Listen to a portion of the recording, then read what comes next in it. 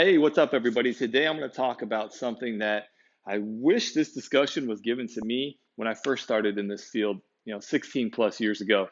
So this is great for any new coaches, but veterans, you got to hear this too, because a lot of you are stuck in your ways. So let's go here.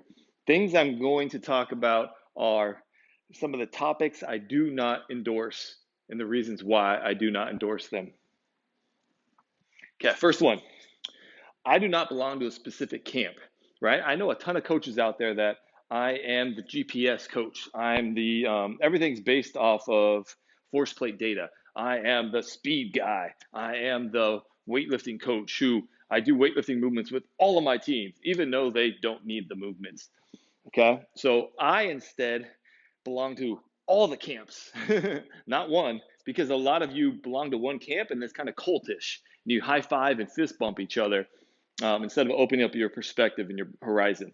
So piggybacking off this, a lot of us use one lens to evaluate movement and use one lens in this field in general, and that's biomechanics. So you have your biomechanics lens and you're going, oh, look at this person's joint angle. Oh, this is not the exact joint. Oh, the ground reaction force is here. This is not exactly what I want. Oh, the force output, the velocity output. Oh.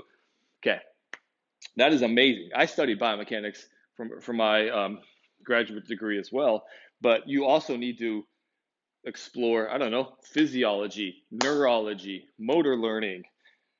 I mean, heck, we're dealing with human beings, so psychology is extremely important, how you interact with these athletes. Okay, so just broaden your horizon. Multiple lenses is going to be better than when all you do is evaluate things with your biomechanics lens. Oh, your joint angle's off. Okay, very good. You could tell me my joint angle's off. Good job.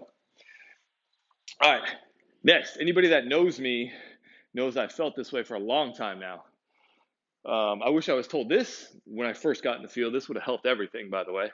But I am not a powerlifting coach, nor am I an Olympic weightlifting coach. So I don't have to train my athletes that way. I don't have to put on my hat that's powerlifting hat, weightlifting hat. I don't have to do that. Okay. So even my football athletes, do I feel like they need to develop strength? Of course. I'm not saying that they wouldn't have to. Of course they have to develop a level of strength. Do they need to develop these compensatory strategies to lift maximal loads? No. Is it beneficial? My opinion, no. Because there's always a trade-off, right? Same thing with weightlifting here. Do I think developing power is extremely important? Yes, that's why I pretty much do that year round with my athletes. Do I feel like they have to develop power with their hands here, here, and do this? No. Why? Because they play, I don't know, soccer, football, basketball, baseball, um, tennis, etc.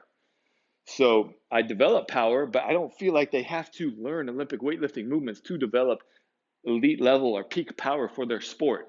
Okay. And just to kind of piggyback off that, those two sports, by the way, they're sports. So let me take a step back. That would be similar to me saying, if we started in this field back in the day, I trained baseball athletes. We should do a lot of table tennis because that's a great sport, right? With the hand-eye coordination. So let me do thousands of research studies about the transfer from table tennis to baseball, to martial arts.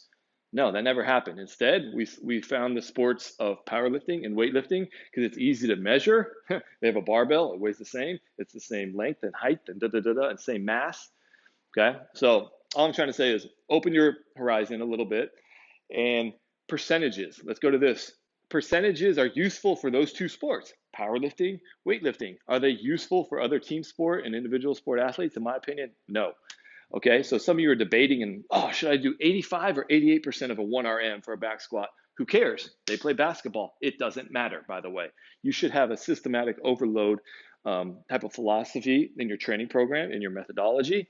Yes, I believe in like high days and low days and equating my loads to different percentages of like velocity, for example, like staying in a zone, that would be great. But even when some of you go, oh, I want them to move at 0.8 meters per second, and it can't be plus or minus. Really? Okay, that makes no sense. It should be in a nice little zone or buffer zone. Okay, so I don't adhere to percentages for my athletes.